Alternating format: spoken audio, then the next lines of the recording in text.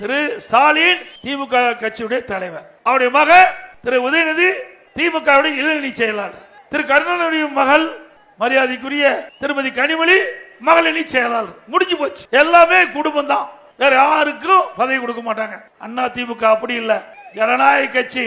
இங்க இருக்கிற சகோதரர் இசை சுப்பையா, டாக்டர் சரவணன், இங்க இருக்கிற கழக நிர்வாகிகள், பல்வேறு மதம் பல்வேறு ஜாதி, இதையெல்லாம் பார்க்கல.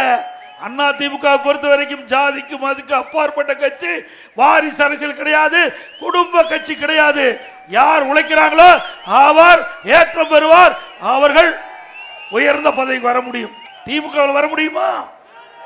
குடும்பத்தை தவிர்த்து யாராவது தமிழ்நாட்டில் ஆட்சி அதிகாரத்துக்கு வர முடியுமா?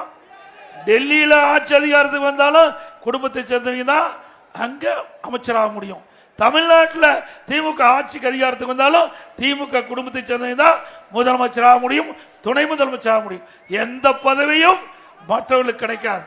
ஆனா அண்ணா திமுக பொறுத்த வரைக்கும் ஒரு சாதாரண தொண்டன், ஒரு சாதாரண கிளை செயலாளர் கூட உச்சபட்ச பதவிக்கு வர முடியும். உழைத்து கட்சிக்கு விசுவாசமா இருந்தான், தலைமைக்கு விசுவாசமா இருந்தான்.